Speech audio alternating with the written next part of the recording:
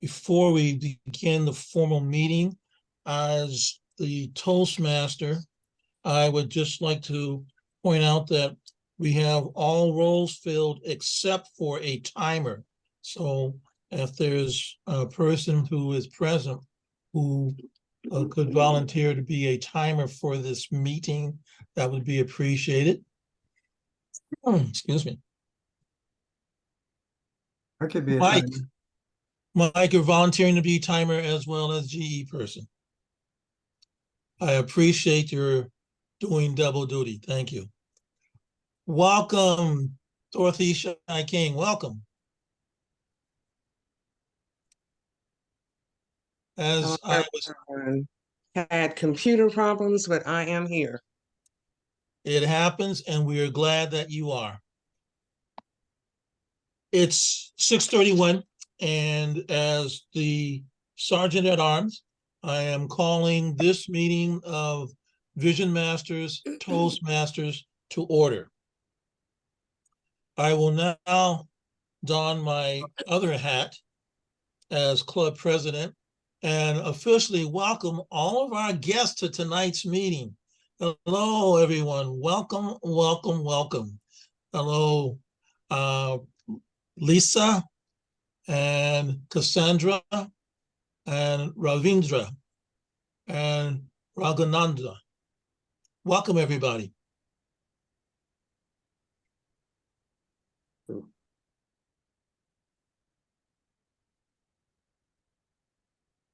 I will now ask for 3 minutes on the clock, and that is to invite our division director to the virtual lectern to make an announcement. This is an announcement that applies to not only our current Toastmaster members, but if you are considering becoming a member, there is information here for you as well. Cynthia Stott, please.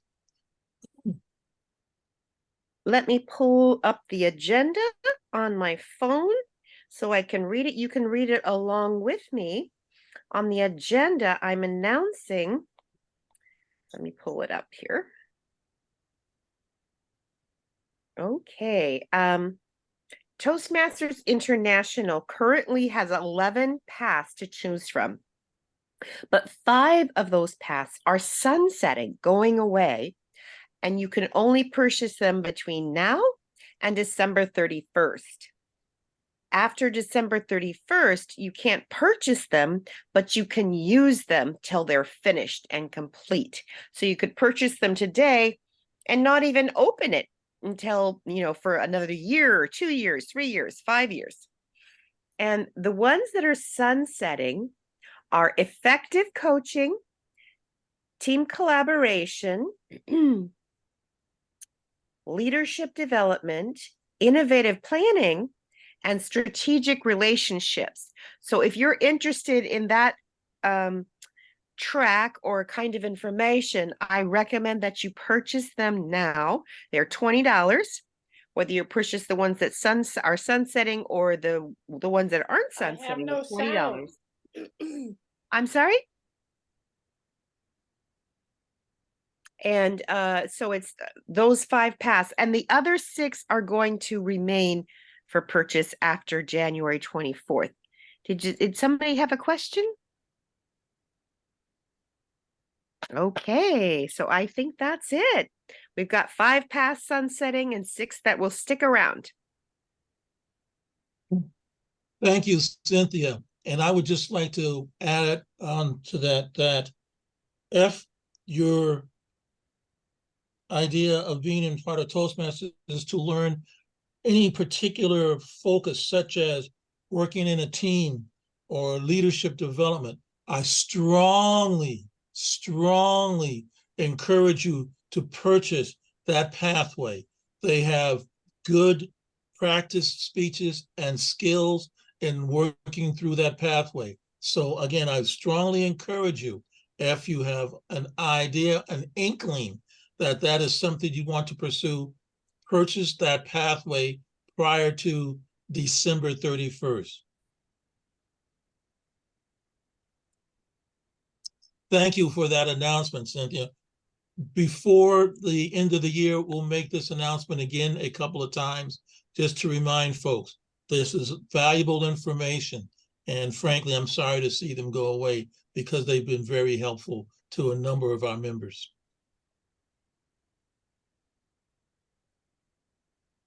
And now I will don the other hat that I wear during the meeting, and that is as Toastmaster.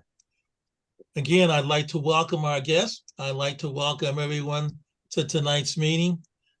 Good to see as many of you as I can fitting on my screen. And the theme of the day is topic choices. The agenda for today's meeting can be found in the chat.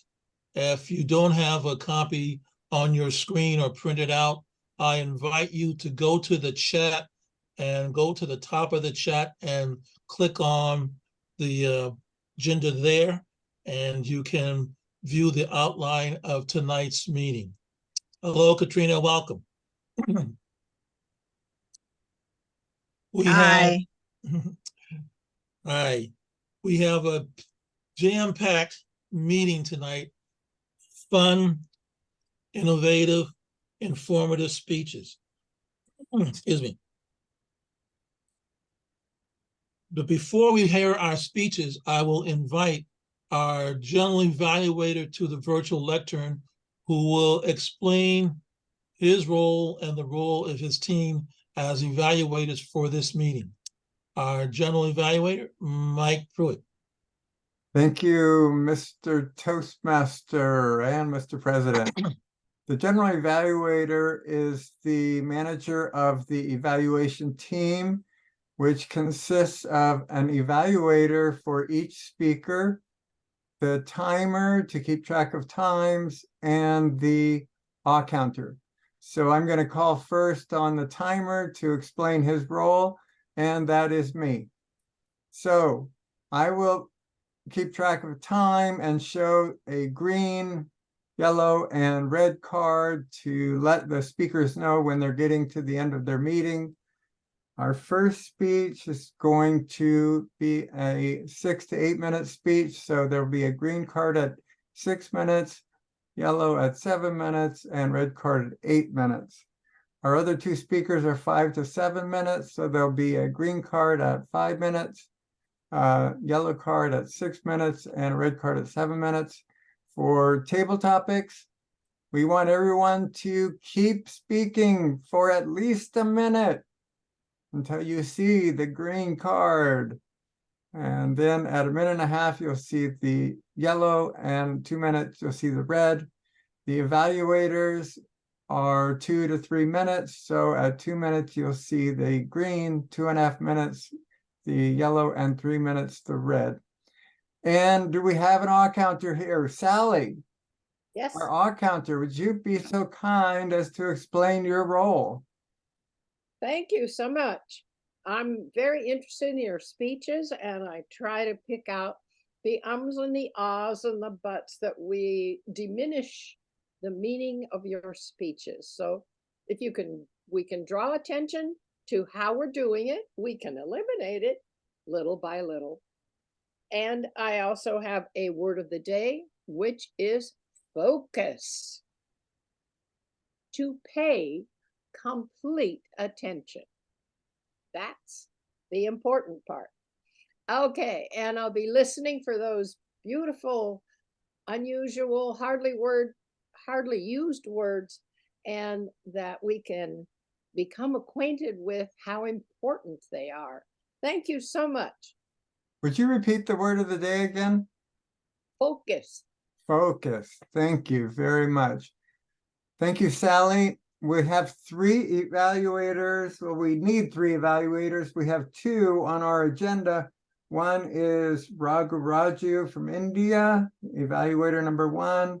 Also, we have a guest from my home club, Creating Communicators, Daniel Ju. He will be evaluating Katrina's mentor. We need an evaluator number 2. We have someone volunteer to do that. I think Bruce is. Is Bruce here? Oh, there's Bruce. Okay, Yes. good. Bruce, you're here. You are evaluator for number 2. Okay, thank you. Back to you, Mr. Toastmaster. Mr. John Evaluator / Timer, question. I have on my agenda that the first speech by DeMarie Shai King, is that a 15-minute speech? I'm showing, let's see, Well, first speech. Okay, oh, I'm sorry. You are correct. So that's Yeah, 15 green minutes. at 13, yellow at 14, and red at 15. Yeah. And the okay. Q&A is 8 minutes. So Okay. 6, 7, 8. The Q&A is 8 minutes, 6, 7, 8. Oh, that's the Q&A. Yeah, Speech is 13, 14, and 15. Okay, thank you for good clarifying that. catch, Kawaja. Wow. We have to be focused. Okay. Who said that? Who said that? That would be me. Okay, thank you very much. Point of order, if I may. Yes, sir. I had the impression I was evaluating Dr. Wade's speech, and I've been trying to get in touch with him to get his title and speech objectives.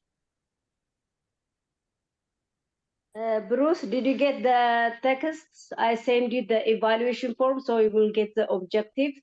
You can No, open I sent you a text indicating that I am incapable of getting that form, but that still doesn't clarify my role as Dr. Wade's evaluator as opposed to someone else. Wesson, can you and Bruce do that text sort of like offline so that whatever information he needs, he can get at least through the text, and we can kind of go continue through the meeting? That'll work for me. As Toastmaster, I neglected to inform our participants tonight about our meeting. Some of our attendees are Toastmasters and are familiar with the format. However, if you are a guest visiting us for the first time, I would just like to give you some information. Our meeting is composed of 3 parts primarily. The prepared speech, as you heard, one will be 15 minutes, the others, 5 to 7 minutes. The next part of our meeting is untimed or unrehearsed speech. This is called Table Topics, an opportunity for our members, guests, visitors, attendees to speak extemporaneously, spontaneously, off the cuff, as it were, about a topic. I strongly suggest that if you are a little reluctant, possibly shy about speaking, use the opportunity during Table Topics to practice speaking before others. The third part of our meeting is the evaluative part. Our general evaluator, Michael, introduced members of his team, and as you heard, we will have evaluations of the speeches as well as a general evaluation of the meeting itself. So that is an outline of tonight's meeting. Again, I would like to remind everyone that there is a general agenda outline in the chat if you have not printed one out or do not have one visible on your computer screen. Ladies, gentlemen, I would like to introduce our first speaker for this evening, DeMarie Shai King. She's an area director of Division 3 of District 57. She is a 2-time Triple Crown winner for 2022, 2023 in 2 different districts. She's a published author, a mental health professional, legislative lobbyist for mental health services in Georgia, USA. She is also, surprise, an international motivational speaker. She's also an international organizer for the Domestic Violence Summit. She's a certified domestic violence facilitator and founder and CEO of Victory Over Violence, LLC, where she is a global advocate for victims of domestic violence. She will share 2 primary sources highlighted from the Better Speaker series on how to select your topic. And I would just offer that if you are someone who is preparing your first speech, you may want to really listen to some of these little tips that she will be offering during her speech. To discover how one source can take us all on a personal journey as Dee Marie navigates her way down, quote, a divergent road. Selecting your topic series, the title is A Divergent Road, Dee Marie Shy King, Dee Marie Shy King, A Divergent Road.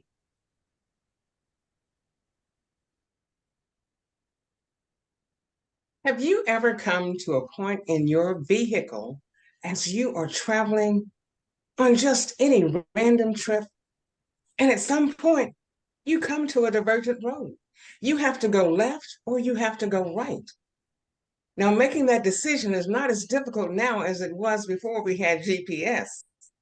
I can assure you, when we had that old map at hand, you had to stop and decide, which way do I go? The poet Robert Frost gave us some very ominous ideas and suggestions as to how we would select when we came to a divergent road. But let me assure you that here at Toastmasters, that is not a problem. Fellow Toastmasters and esteemed guest, the message that I am presenting this evening is from the Better Speakers series. And what this is designed to do is to help anyone master the art of taking the uhs, the ums, and the ahs out of their speech delivery. It's designed to help you take the quivering out of your knees, the sweating out of the palms of your hands, because as we know, the very best way to achieve that is to be prepared. When you select your topic, that helps you to be more prepared, to be more confident, and to be more relaxed as a speaker. Tonight, I'm going to speak to you from 2 different perspectives. One is my personal experience, and the other is reference materials. Now, let me just quickly go over reference materials. If you have a speech that you need to deliver, and if you're following pathways, there are instances or specific times when you have to do research that would require you to look through the library, the websites, Google, what have you, to find the information that you need to back up the reference that you're going to be making in your research speech. But the speech pattern and selection pattern that I enjoy the most is personal. And I enjoy the personal approach because when you tell your personal story, you have an opportunity to connect with the audience in a way that nothing else allows you to do. If you're researching information, you're going to have to give some very boring statistics and some points. You may have a graph or what have you. But when you're standing in front of an audience and you are attempting to connect and you're giving information about your personal experiences, there are no boundaries. There are no limits. All you have to do is to be authentic, be vulnerable at some point, and to simply relate to the audience the information that you want them to gather and obtain. With me, I have found that Pathways is an excellent platform for assisting in developing your topic or selecting a topic for your speech. And as you go through the different levels of Pathways, it will suggest to you, we need something on this, you need to give a speech on that. But the thing that I love about Pathways, and I want everybody to listen to this, it gives you an opportunity to select the speech of your choice. that opens up a whole plethora of all kinds of experiences and a whole world of wonder, anticipation, adventure, thrills, love, and romance. Because then you get to choose the topic that you want to talk about. Tonight, I'm going to focus on one segment, one portion of my life.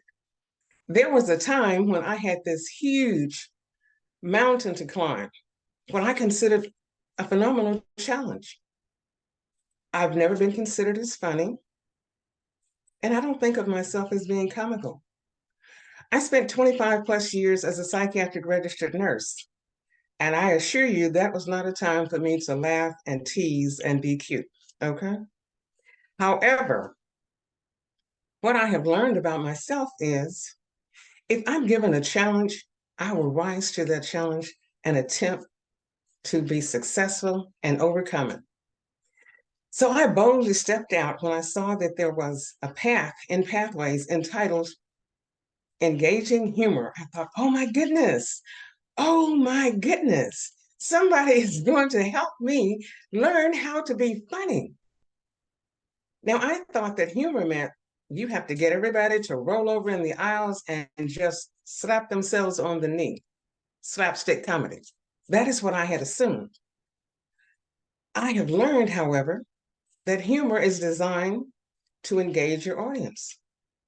When you take humor and use that as the tool of communication during your speech, what happens is the audience smiles, they understand the point that you've made, and they relax, and you have them following you from that point on.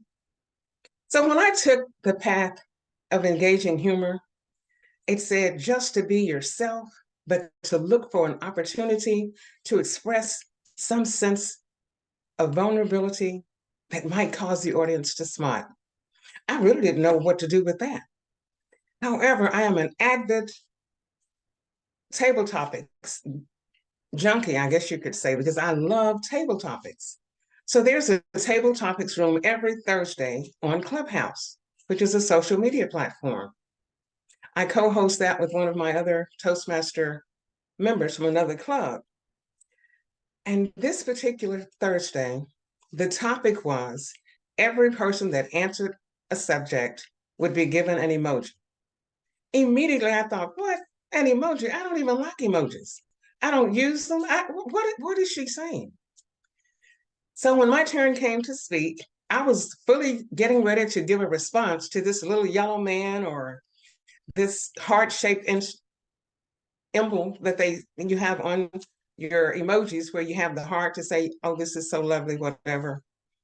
No, I was not given any of those things that I could have dealt with so easily because I was ready for that. I was ready to shoot down whatever they gave me and say, I don't even like emojis. But I stand here to tell you that what happened to me was, she said, D. Marie Shy King, your emoji is a cricket. What? We want you to tell us how you would respond if you were a cricket.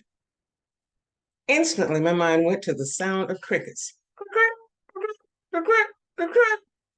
All that noise. Oh my goodness. So I immediately said, how dare you think I could be as noisy as a cricket?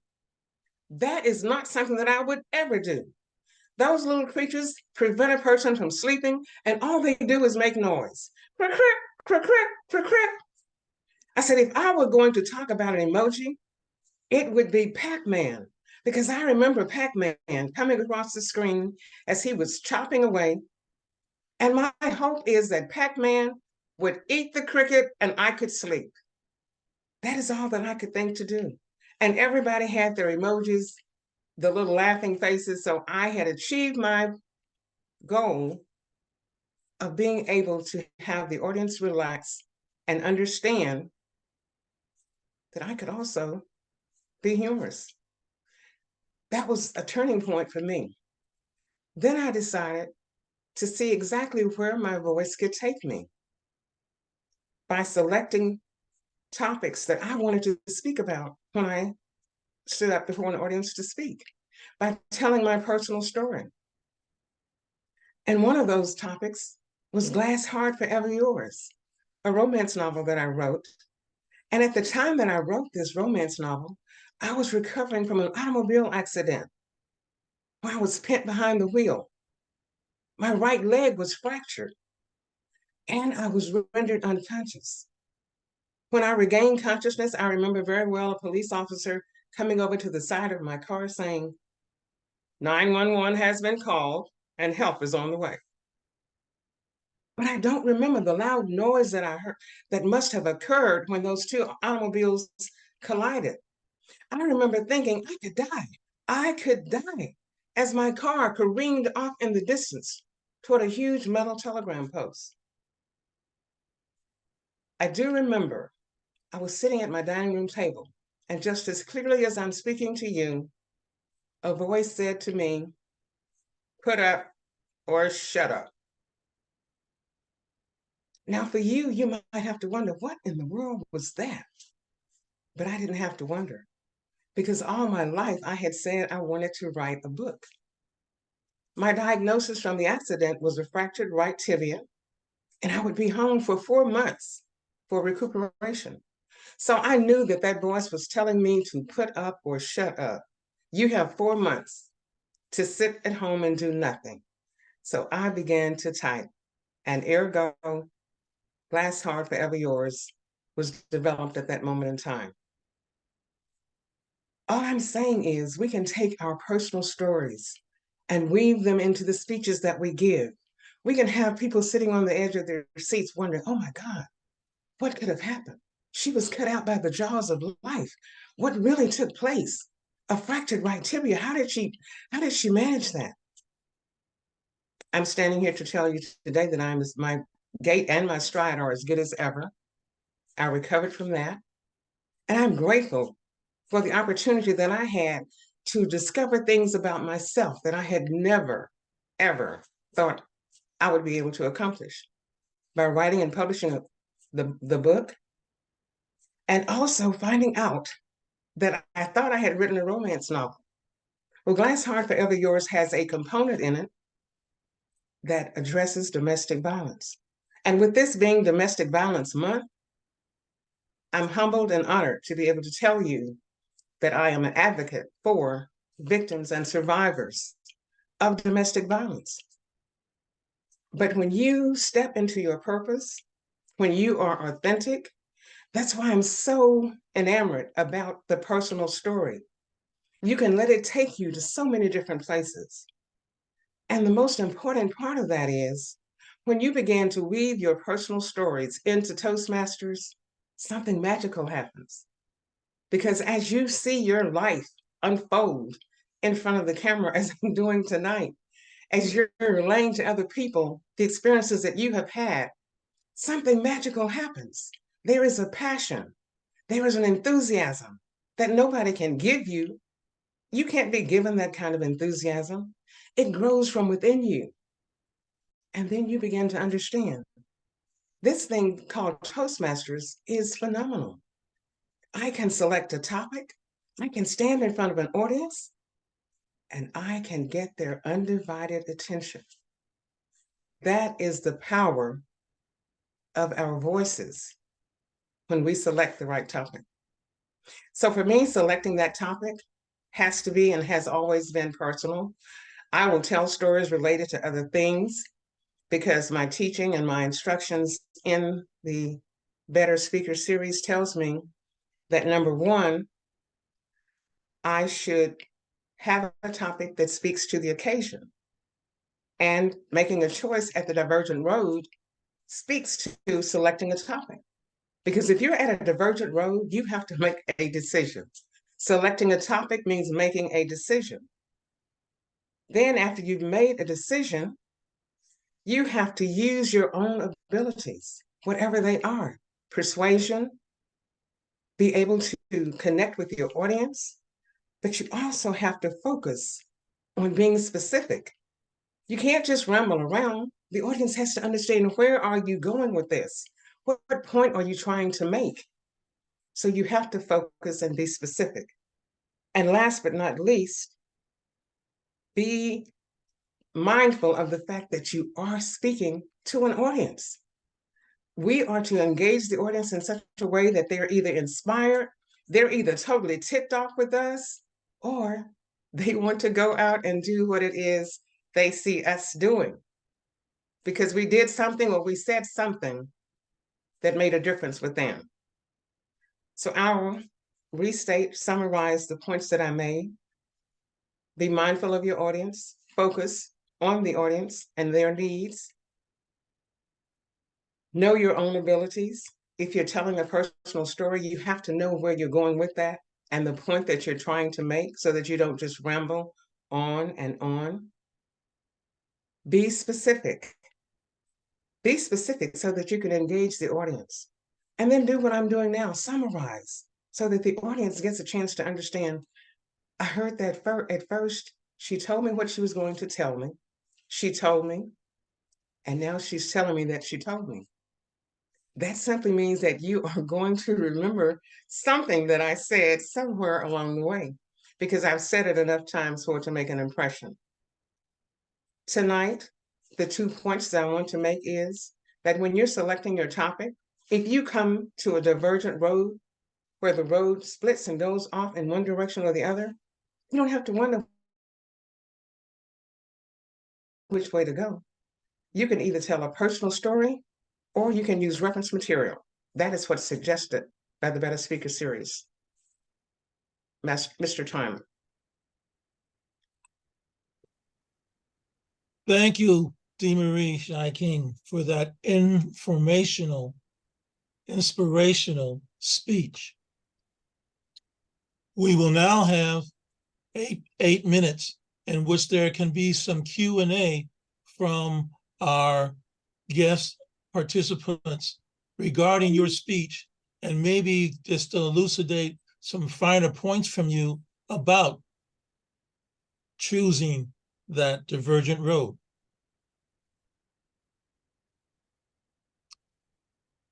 I'm going to ask if you have a question or a comment, please raise your hand and we can call on you.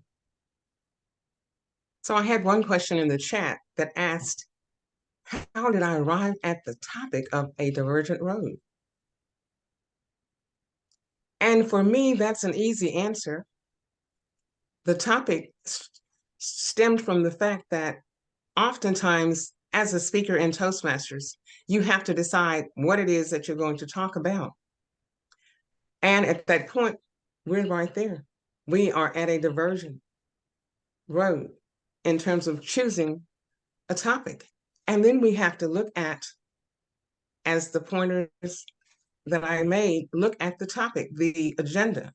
What is the theme of today's meeting? And since the theme is selecting a topic, a divergent road worked out quite well. Are there any more questions?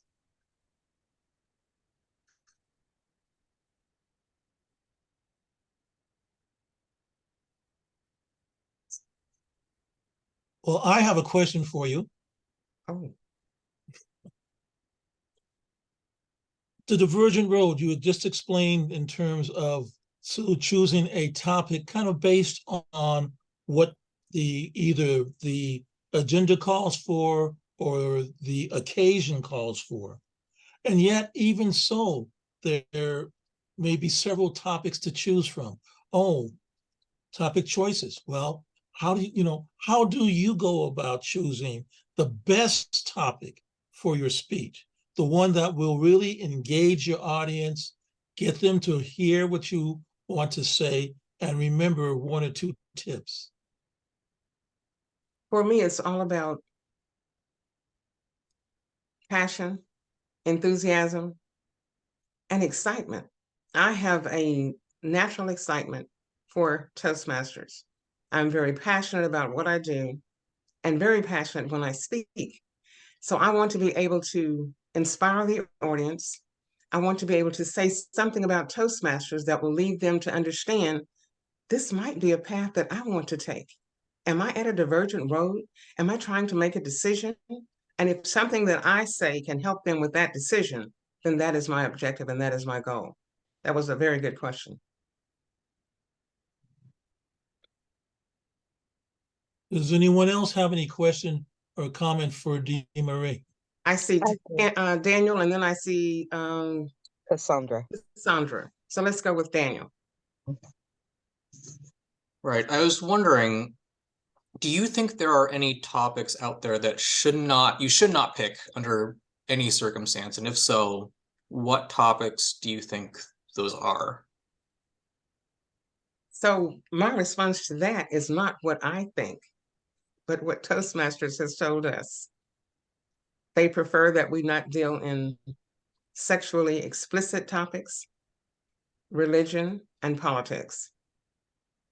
And whatever topic that we do decide to speak about, we have to do it with integrity, respect, service to others, and excellence, which are the core values of Toastmasters. So as long as we do those things, I think we're on safe ground.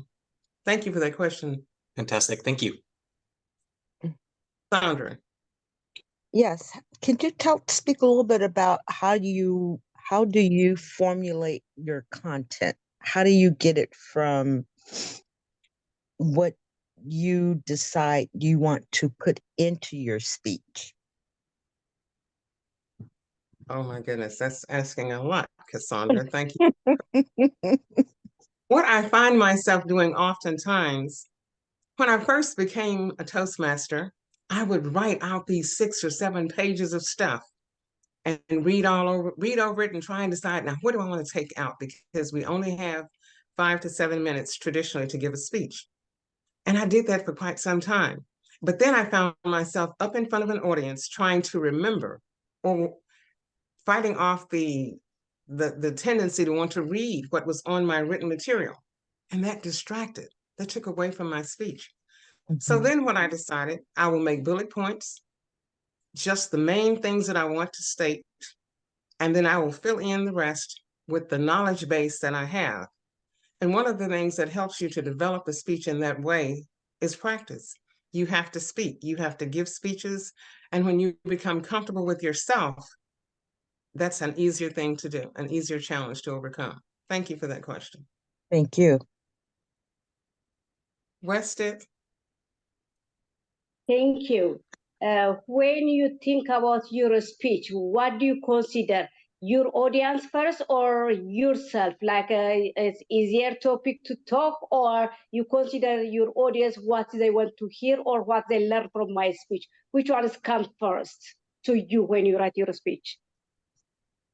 It depends on the occasion. It absolutely depends on the occasion.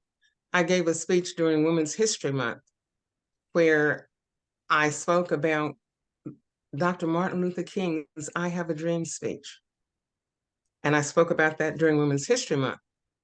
And the point that I wanted to make is the point that most people miss. Mahalia Jackson walked across the platform and went to him and whispered in his ear, "Tell him about the dream. Tell him about the dream, Martin." Had she not done that, we might never have had an I Have a Dream speech, because at that moment he was struggling with something else, trying to give a different message. But she had heard him say that speech at Ebenezer Baptist Church in Atlanta, Georgia. And she thought that would be the perfect way to quiet the audience and get his message across. And history recorded that as the greatest speech he ever gave. So when I talk to an occasion like Women's History Month, it has to focus on some woman who has done something phenomenal. If it's another occasion like domestic violence, I speak about the problem or the malady that we know as domestic violence. So it depends on the occasion. And at all times, I am very cognizant of my audience. I want them to leave with some type of motivation, even curiosity. They may go out and investigate and research more about what I've said. Either way, I have stimulated a response in the audience, and that is my goal. Thank you for that question.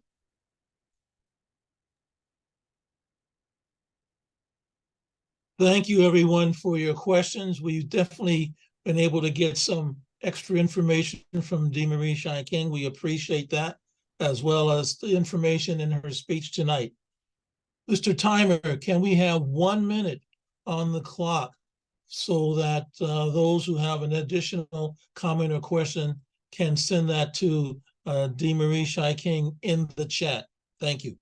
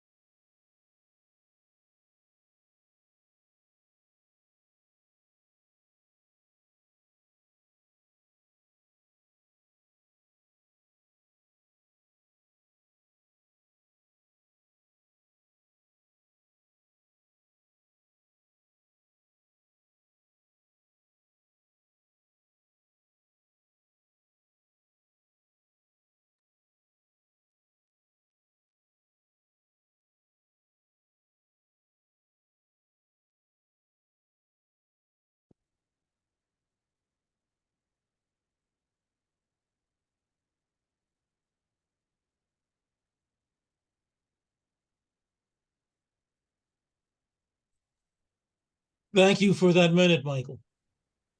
As I mentioned earlier, we have a meeting that is jam-packed with informational, inspirational speeches. We've heard one of them. We are now going to hear another. Our second speaker tonight is Dr. Wade Cartwright. He will be speaking from the Pathways Path Team Collaboration.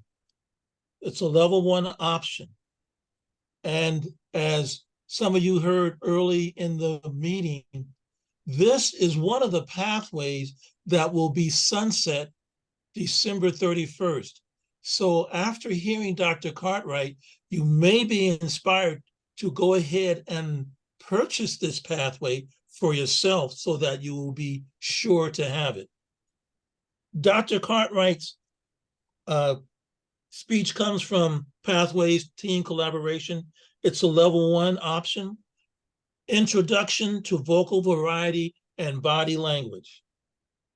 Introduction to Vocal Variety and Body Language, Wade Cartwright. Wade Cartwright, Introduction to Vocal Variety and Body Language.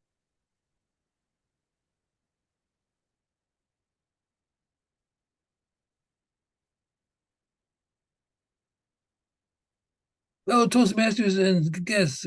Good evening. Thank you for this opportunity to focus on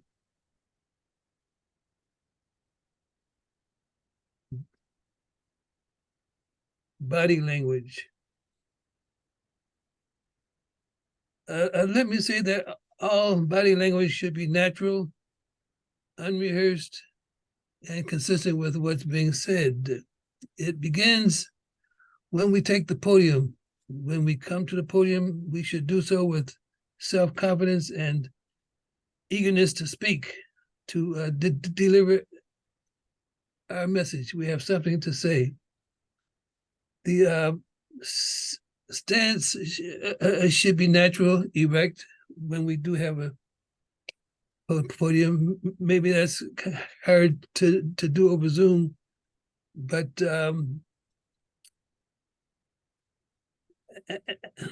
next we should connect with our audience. Connection should be with eye contact. We should establish eye contact. We should smile. Smile lets us know that we're concerned about them, and it's easier to establish eye contact with a smile. If you notice how Kawaja smiles before he speaks, it's very easy to see how he's doing that, and I do try to eliminate him at times. So let me show you my smile. How is that? Maybe I need a little bit more practice. Also, in establishing eye contact, it's good to look all around, to look to the right, to the left, and to each area of listeners. look as long as you're making a point. Don't look so long that you're making someone uncomfortable. When you go to another point, maybe find another spot to or person to look at. If your point is going to be very long, maybe 15 to 20 seconds is long enough.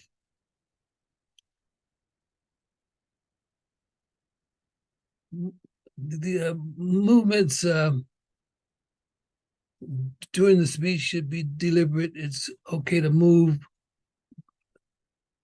a few feet to the right, a few feet to the left if you don't have a podium. But when you're making a point or repeating a point, it's good to not be moving and to be very deliberate.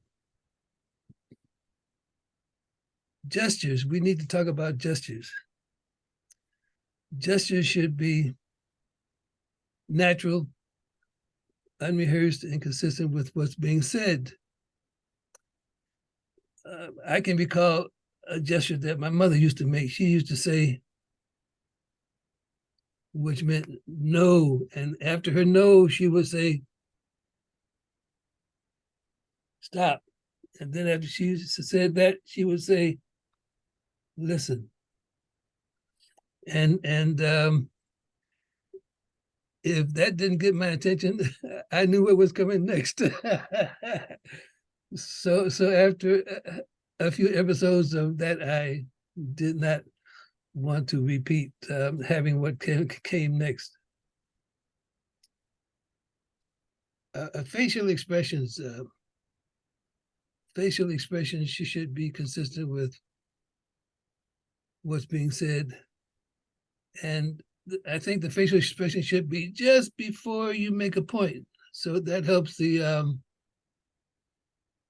listener to receive or go with you when you make that point. For instance, if you're saying something funny, smile, and then give your point. Or if you're shocked, be disturbed or shocked before you make your point. In general, the body language should be natural, unrehearsed, and consistent with what's being said. Let me take that, give you that as a takeaway. Natural, unrehearsed, and consistent with what's being said.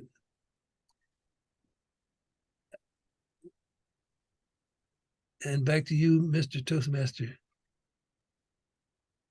Thank you, Dr. Wade Cartwright, for those helpful little tips. For those of us who are speakers, whether experienced or first timers, there is always the question of what do I do with my body? So thank you for those tips. And I would just like to add, you mentioned my smile. Years ago, when I was first introduced to Toastmasters, one of the experienced Toastmasters told me, you look nervous, smile. And I took that to heart so that whenever I'm preparing to speak, especially if I'm feeling nervous, I'll smile, and that helps drop some of the jitters. So thank you. Mr. Timer, may we have 1 minute on the clock for our guests and attendees to send a comment or question to Dr. Cartwright? Thank you.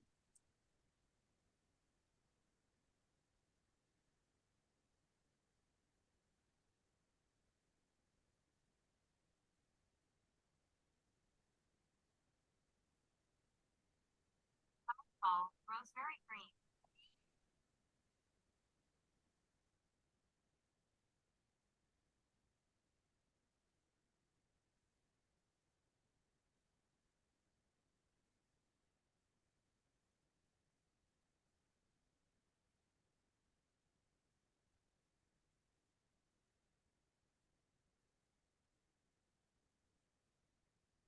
By the way, just to use a little humor here, A smile is nice, but you don't have to show all your pearly whites to advertise your dentist.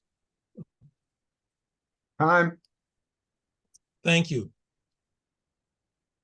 When I mentioned that we had a chock full meeting of inspirational and informational tips, little did I know that our speakers, all of them tonight, would be touching on topics that are part of the pathways that are due to be sunset.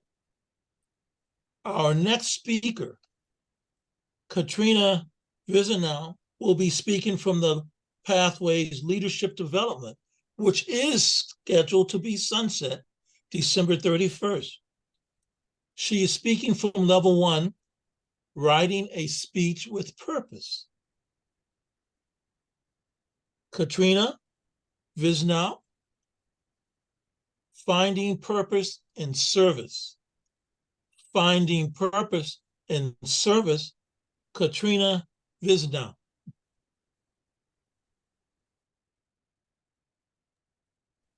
Good evening, fellow Toastmasters. Today I will be speaking on finding purpose in service.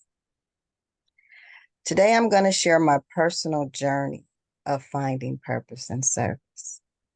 But before I share with you, I wanted to share with you the root meaning to the words purpose and service. When I was looking it up, the root word for purpose is it's that notion of something to be done, intended to be or to do. The reason why something exists, intentionally or from a desired result. And then service, the Latin root word was slave and save. And as I searched to see how these words rang true in my own life, I began reflecting on what led me to a career of service in the affordable housing industry and a real passion to help those who were in need, who were facing critical decisions, and really had no voice where their fate was being decided upon. So as I searched and reflected back on my purpose in service, I went back to my childhood, living with my mom and dad, growing up with them. My dad was an artist, a tailor, and an entrepreneur who, as far as I can remember, worked for himself. He employed others from the neighborhood. He seemed to ingratiate the young men who were looking for work and needed an opportunity for gainful employment. My mom, on the other hand, she worked at UC Berkeley as an EOP counselor. I would always go to her job and see her helping students. She always seemed to invite at least one or two of the students to our home. She would always get involved in helping them with their personal struggles and challenges. I remember when she invited this young lady who was on a scholarship at UC Berkeley, and she was having some real struggles. And so my mom, in her sweet and kind way, allowed her to stay with us. And eventually, over time, she became a true family friend. Her name was Wanda. And I haven't seen Wanda in years, haven't talked to her over the years. We just lost track until recently, actually yesterday when she called. There was another time that I remember when my mom brought home this young man at the tender age of 12. He was part in an Upward Bound program. And in her caring way, she took a hold of him and started counseling him and started bringing him home and taking him with her. And eventually, my mom came home one day and she told me and the rest of the family, "You're going to have a new brother." And she adopted this young man. And this young man today is a self-taught musician, performer, producer, and a 3-time Grammy winner. My mom even allowed a whole family of 3, a single mom with her 2 children, to come and live with us. They took over our guest room. So my mom was always helping others in service. And so I grew up not really understanding or knowing that those were the qualities, the values that she had instilled in me. And last, as I reflected back, my mom and my dad, we had my mother's cousin who they had grown up together. And she died at an early age. I think she was in her late 20s or early 30s, but she had 7 children. And so each of my family members took one of her children. And of course, my mom and dad took her 12-year-old son, who today is one of my best friends. And they adopted him. So now I have, instead of being an only child, I have 2 brothers. And so where did I get my purpose in service? I have to say a lot of it came from my mother and my dad. And what I learned is that their purpose in service was hospitality. They had a gift and an ability to be kind, friendly, and graciously welcoming to others, bringing them into their homes and the people they love most, their children and their family. And then I started thinking about my own journey as a little girl. I was always out for the underdog, looking out for the underdog. One of the children who would console other kids and who were being bullied, always wanting everyone to be included, no one feeling left out. And then as I grew up in high school, there was a young lady. During our 5-year reunion, she told me, she pulled me aside. She said, "You know what?" She says, "I wanted to thank you. I never got a chance to, because you were the only one who actually welcomed me into the school when I came and I was brand new." And so later in life, in my adulthood, as I began my professional career, I ended up in affordable housing during the financial crisis. And it was there that I understood what my purpose and service was. It was encouraging others who were going through catastrophe, hard times, trying to keep their home from foreclosure. And so, in closing, finding purpose in service, my purpose, encouraging others. And now I challenge each of you to ask yourself, what is your purpose in service? Thank you. Thank you for that inspirational speech. Thank you. I'm going to ask the timer to give us 90 seconds in which our attendees can post a question or comment to our speaker in the chat.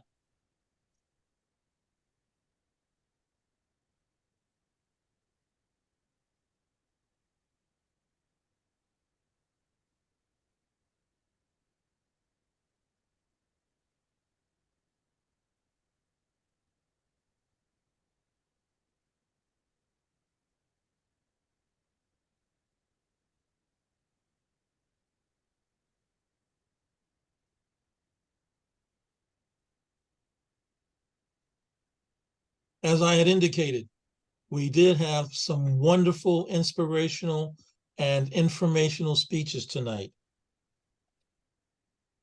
Again, I just want to remind folks, these are coming from the effective coaching, leadership development pathways, which are going to be sunset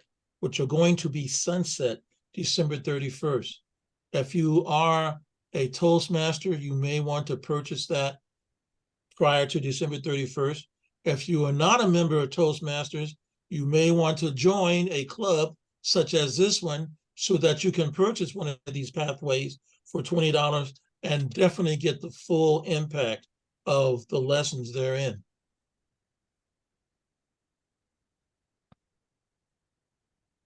Time. Thank you very much. And now we come to that part of the meeting that some people look forward to, some people have a curiosity about.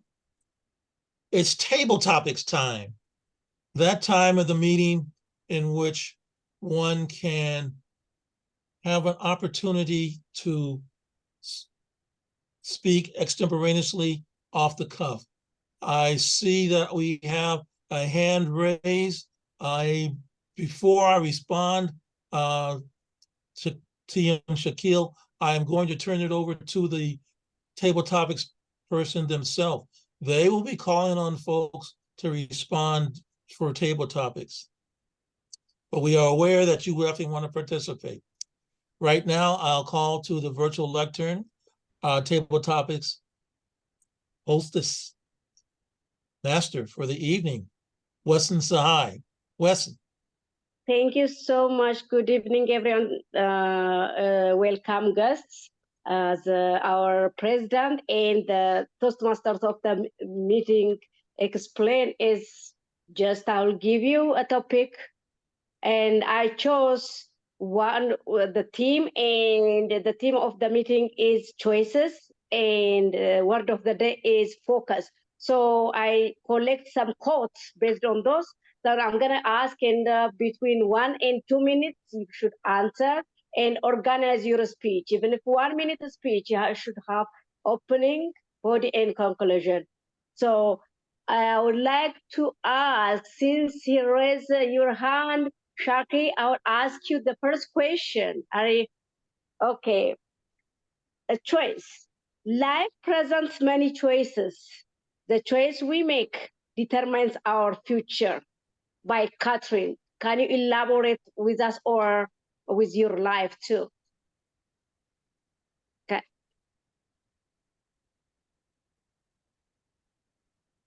Do you want me to repeat the quote? Are you addressing me or someone else to respect to Toastmasters? Because I thought you are willing to answer the. I am willing. Okay, I was referring you. Okay, so thanks, Toastmaster Wes Tesai. Yeah, can you please repeat the topic? It's about choices. It's about choices we make in our life. Yeah, the choice. Okay, life presents many choices. The choice we make determines our future. And who is our timer? Mike. You'll see the. Can you see Can you see the timer? Who is it? Is actually? Yeah. I can see. Okay. Okay. Am I audible? You are audible. We can hear you. Okay, let me lower my hand to be comfortable. Okay, that's fine to go. May I start? Yes. Long ago, on a bright sunny day, in a green garden, as green as a greeny leaf, two friends were talking to each other. Ali to Zed. Ali, hi, how are you? Good morning. Well, what are you doing nowadays? Well, I've just started freelancing. in IT. Really? You really mean freelancing? Do you know it's very much difficult? It's very, very tough to do. Well, it's tough, but it's not impossible.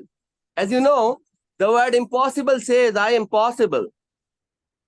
It's very, very difficult. You need a focus, extreme focus to do something and excel at it. Well, if you dream of something, it really needs a hard work. You make a choice either to use something in this world or just life goes on. Well, my friend, you're right. Life should not go on, it should have something to do. Ladies and gentlemen, fellow Toastmasters and distinguished guests, life really presents opportunities to you. I would like to tell all of you a famous quote: when you don't shoot, it's 100% miss. So shoot, and it's never too late. You can start any year, any month, any day, any hour, any minute, any second to change your life. Over to you, Table Topic Master. Thank you so very much. Thank you. I really appreciate you. The second question I would like to ask is Hank. Are you ready? Hank Cartwright? Can you hear me? Yes, I hear you. I'm ready. Okay. This quote's about focus. Your life is controlled by what you focus on, by Tony Robbins. Are you agree with that? Your life is controlled by what you focus on. Well, yes, I would say that. Well, this is the first time I've heard that quote, but it definitely makes sense to me that our lives are controlled by the things that we focus on, that we direct our attention to, because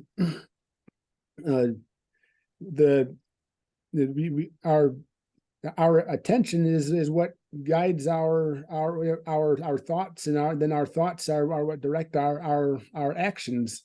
And so if you can, one of the ways that we can help to guide our lives in the direction that we want to go is to focus our attention toward our goals, so that we can so that we can start to develop a plan, and then start to develop and start to move toward that. It's easily in life, it's very easy to get distracted, and you can kind of shift toward all kinds of different directions that may not be in line with what your real values and what you actually care about. And one way to help to get your life back on track, the way into things that you are that you actually value, is to limit the distractions, so that you can focus on what's really important to you. And so that's all. So back to you, Mr. Toastmaster. Thank you so very much. I really appreciate that answer too. Cynthia, are you willing to answer? Yes, but I'm spotlighting people, so I need just a second here, there, please. So I can remove the spotlight for Hank and put myself up in spotlight. Okay, there. Okay, I'm ready. Thank you. This question about choices. Our lives are fashioned by our choices. First, we make our choices, then our choices make us. Oh, I love that. Thank you, Madam Table Topics Master. First, we make our choices, and then our choices make us. I love that. I have never heard that quote before, but I absolutely love it, and I agree. I agree. Well, one aspect of my inner intuition, I call my wisdom child. She's not my wounded child, but she's my my inner child, and she's an aspect of my higher self, and I call her Cindy Sue. And she said to me, she was talking to me about what we're doing and how we're progressing. And I said to her, where are we going to end up? You know, all this transformation that I've gone through, from 7 strong phobias to pretty much fearless. Where are we going to end up? And she said, I don't know. Because every time you make a higher choice, more choices open up to you. So I would say my inner wisdom child, Cindy Sue, she absolutely agrees with that quote. First, we make our choices, and then our choices make us. Back to you, Madam Table Topics Master. Thank you so much. Thank you. One more person, Cassandra. That's the last question. We don't have time. And Cassandra, can I ask you about, I believe, about focus? Are you ready, Cassandra? Yes, I am. Okay. The successful warriors is the average man with laser-like focus. That's by Bruce Lee. You want me to repeat? Okay, said it once more. The successful warrior is the average man with laser-like focus. Okay. So do you agree, or can you elaborate that? That's quote by Bruce Lee. They are average man, but they are focused on the successful people, that literary side. Do you agree with that? I agree. And the reason why I agree with that is because we really do need to be focused. And a lot of times, man, I say man as in human, are not focused enough. We're scattered. We're all over the place. We had a meeting, and the theme was work-life balance. We're all over the place. We're running here, we're running there. We have so many things that we're into. We're scattered. We're all over the place. But we need to slow it down and get focused. Take one thing at a time. What are we doing? We multitask. We call ourselves, it's this big thing now about being able to multitask, being able to do 1,000,001 things at one time. However, we really do need to focus. You can't, there's this old saying about being a jack of all trades, but not being a master at nothing. You have to be able to slow the pace down and be able to focus. What do you really want to be good at? What do you want to be able to focus on and really be able to really put your attention into that one thing that you can really say that you're mastering? So many times as a woman, we get down on ourselves because we can't be everything to everybody. And you can't be everything to everybody. That's the thing. You can't be everything to everybody. So what do you plan on being? What do you really want to be good at?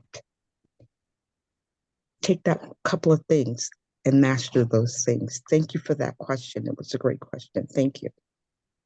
Thank you so much. I really appreciate all of you. I wish we had more time to ask more questions. Unfortunately, we don't have time. So I'll return the meeting back to our Toastmaster of the evening, Mr. Kuwaja-Imara. I want to thank you for those intriguing questions and those wonderful, insightful answers from our participants. Thank you very much. And right now, I would like to call to our virtual lectern our general evaluator for the evening, Mr. Mike Pruitt. Mike. Thank you, Mr. Toastmaster. We are really privileged tonight to have some wonderful evaluators to evaluate our speakers. Our first evaluator is Raghu Raju from India, and he will be evaluating Dee Marie Shai King on her speech titled A Divergent Road. Raghu Raju. Thank you very much, Mr. General Evaluator. Good morning, good evening once again, everyone. I'm sure everyone in the room has went through a roller coaster ride of their Toastmaster experiences, especially when they have to choose a topic or they choose a pathway, or maybe when they have to do a speech, especially when the mind wants to procrastinate. Nimeri Shai King, as your name suggests, you are a vivid speaker, and I'm happy to be part of this meeting where I had to listen to your speech. If I have to list down the effective things that you did in your speech today, one was the title that you had. It was intriguing, and I wanted to know the divergent road that you wanted to talk about.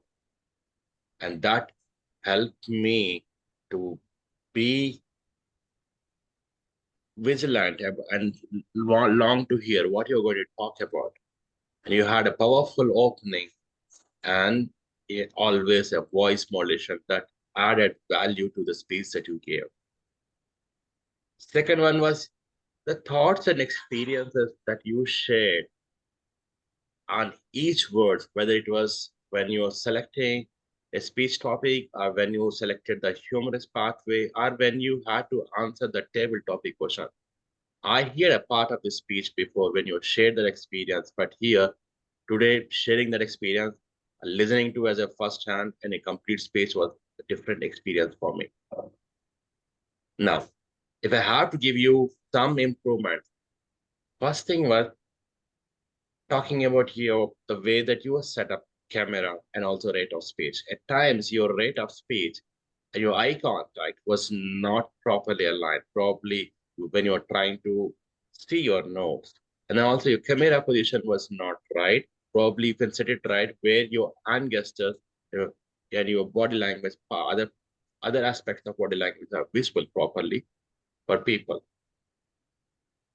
Then I also want to talk about your structure of speech. Though you shared different aspects of your Toastmaster experiences, but I felt the transformation were not clear.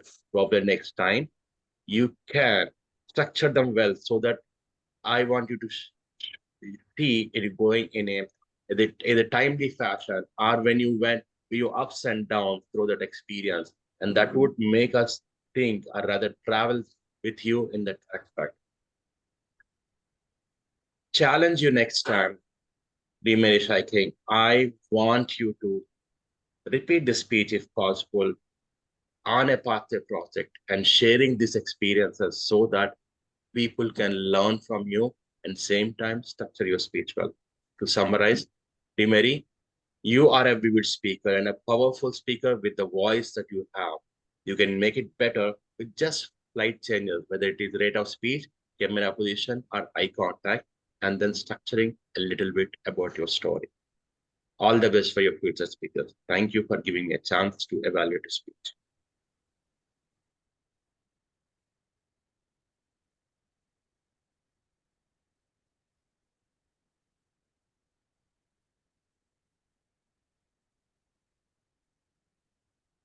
Thank you, Raghu, for that evaluation. Our next evaluator will be Bruce Taylor, evaluating the speech by Wade Cartwright, Intro to Vocal Variety and Bodied Language. Bruce Taylor. Thank you very much.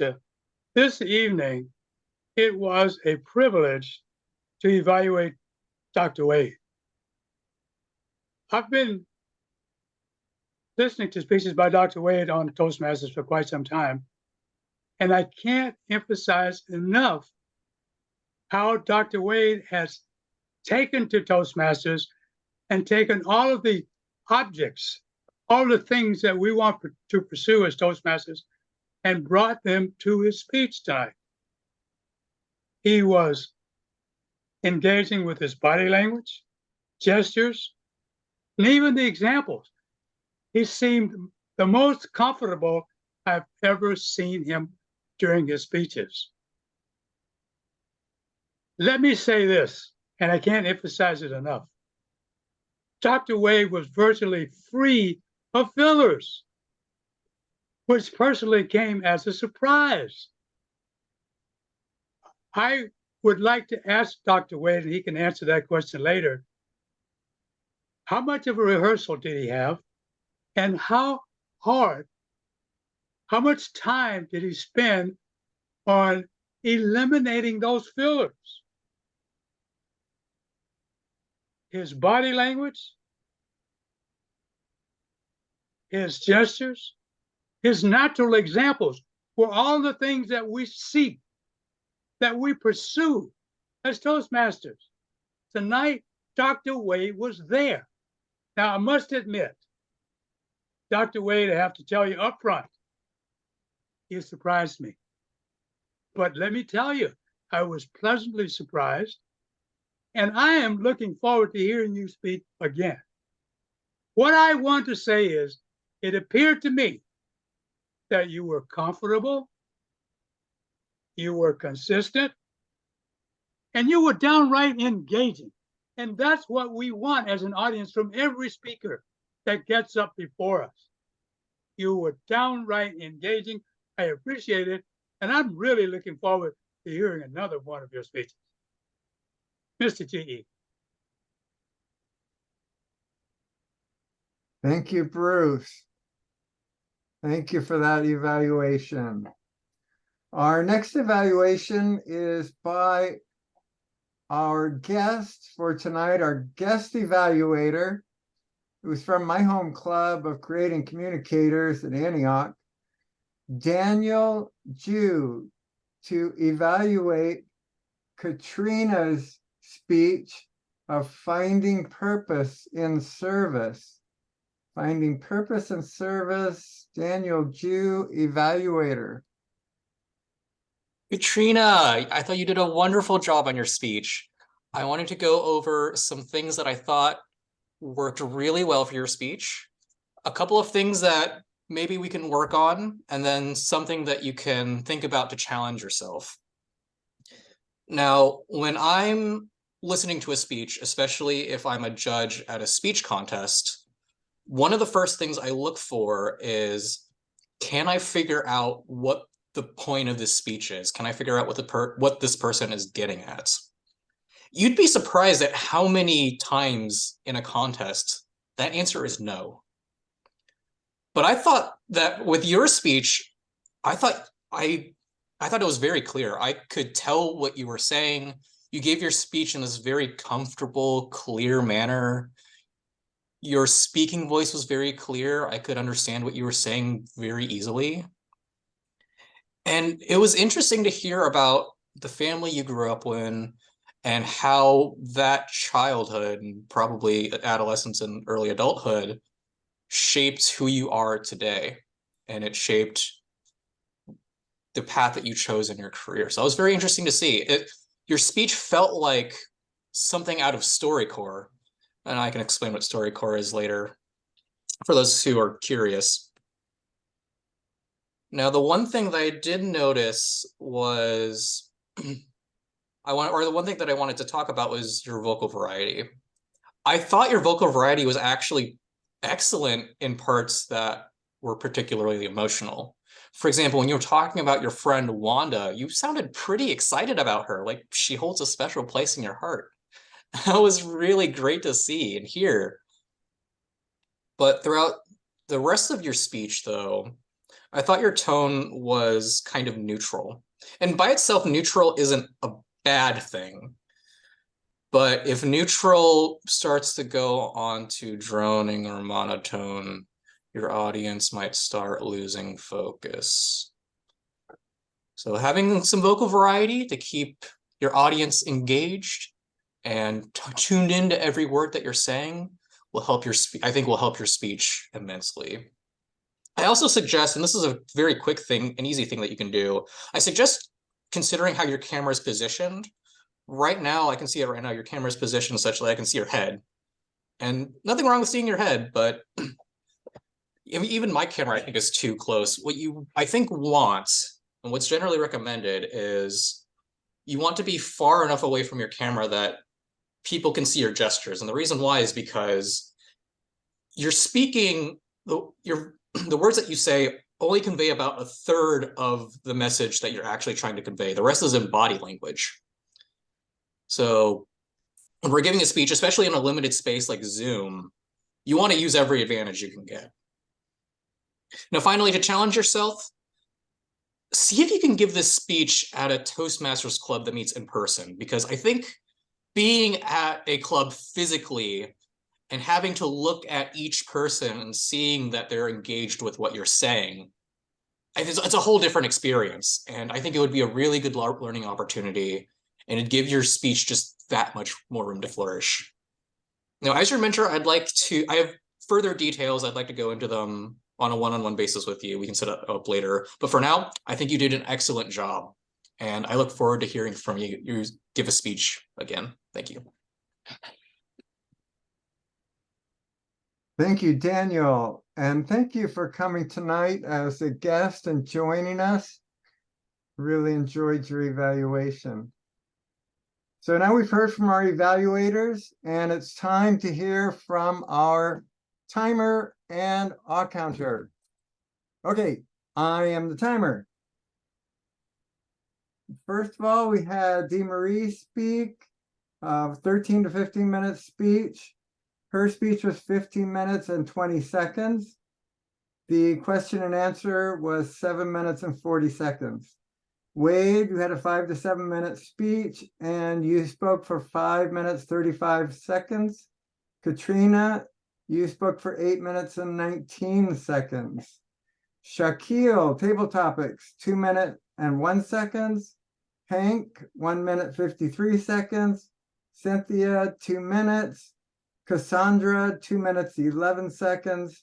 And our evaluations, Raghu, 3 minutes, 24 seconds. Bruce, 2 minutes, 19 seconds.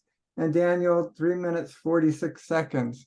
Thank you for everybody for your speeches and evaluations tonight.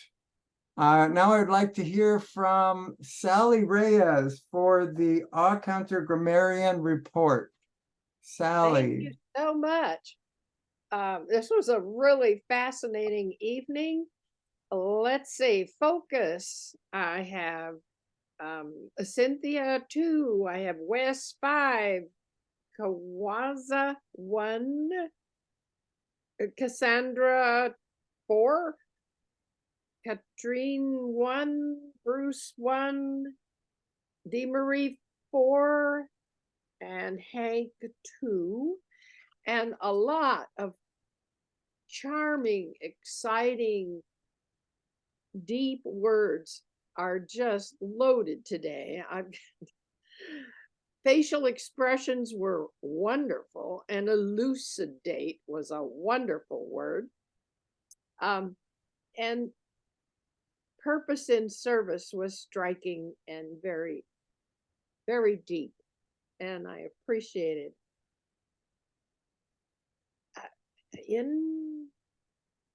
Integrate. That was a great word too. And hospitality and quality and values and evaluation, authentic, total opportunity. I can't read my writing. Body language was wonderful. And I just thought this was a very rich meeting. And thank you so much. There's more, but that's enough. Thank you. And Daniel's evaluation was stunning. Thank you, Sally. And just a quick wrap up, I'd like to say, I think this is the best meeting, the best Vision Masters meeting that I have ever been to. And I've been coming for let's see, July, August, September, October, for about 4 months now. And I am so impressed with the quality of our speakers, with their power, with their passion, and the excellent table topics, responses, and our evaluators. Thank you, everyone. Great job. Back to you, Mr. Toastmaster. Thank you, Mike. I want to ask a little indulgence from our attendees. We do like to end our meeting on time, cognizant of people's time. However, we have some new guests tonight, and if you're willing to take just a few seconds to give us a response on your attendance at the meeting, what you liked about it. I'm okay. Shakil, you got your hand up. You go first. You're on. Yeah, thanks to DTM Cynthia and Leaders Worldwide guest group, I am here. I just woke up early today, and it was really fun because I was their TMOD in the last meeting of Leaders Worldwide. So really enjoyed their meeting as well, and participating here is fun. I would like to tell you on a lighter note, you are seeing my background picture. It's the actually real picture of taken by my mobile of the Karachi skyline. Oh, thank you. Thank you. Do we have another? Okay, Lisa. Lisa. Okay, I was having a hard time unmuting on my phone. So Okay. this was a great meeting. I think I would like to come more often, and it's a good time slot for me. Dee Marie's keynote was fabulous. I always love hearing Dee Marie, and the other speakers and evaluations and table topics were very, very well done. And so I'm delighted to be here, and thank you so much for your invite. Thank you for attending. Ravindra. Yeah, hello everyone. It was a very good meeting and I enjoyed all the speeches and evaluations. And thank you, Cynthia, for putting this meeting invite in the WhatsApp status where I could directly come and join the meeting. Thank you. Hope we see you again all. Thank you. We hope to see you again as well. Najishwaran. And I hope I did not mutilate that too bad. I'm sorry. It's okay. Thank you. I had a wonderful meeting experience today. I'm not sure whether this meeting got over or not. I just Googled and checked the time. I joined late, but I will check out the recordings of the meetings. Really, I enjoyed. I got a positive day message to start with. Thank you all for your wonderful words and speeches. I have a feeling that Sir Toastmaster Kuwaja, I feel somewhat similar reference to Morgan Freeman. When I am seeing you, I can able to relate with him. I look forward for this meeting. Thank you. Thank you for joining us, and we hope to see you again at future meetings. Reverend Sherry. I did not raise my hand to speak, but I will say thank you. I enjoyed the meeting and I'll probably be back. Well, thank you. I want to thank all of our guests.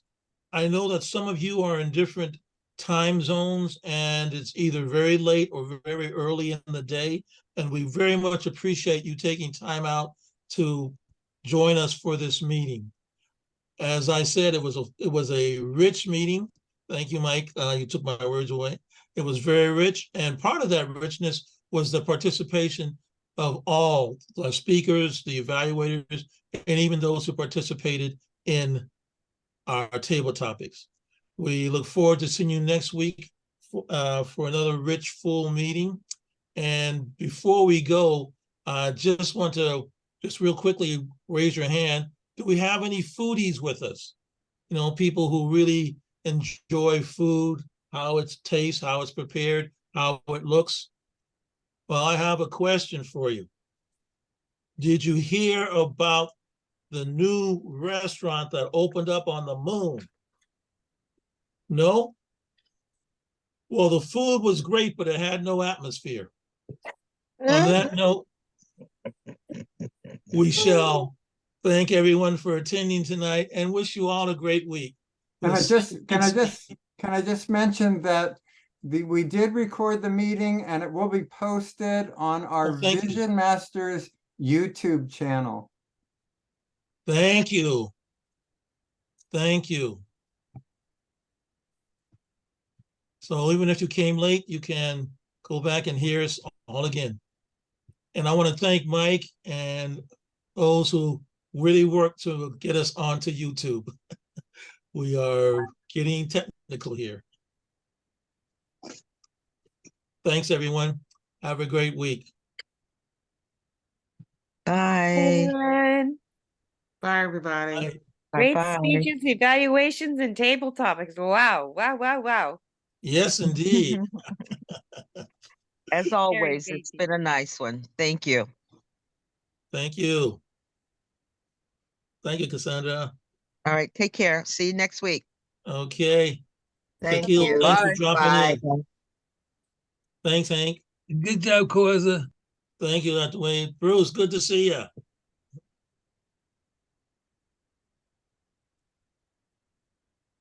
Thanks, Mike, for doing double, triple duty. Oh, thank you. No And problem. if I mispronounce your name, please correct me. Feel free to correct me. I know that's important.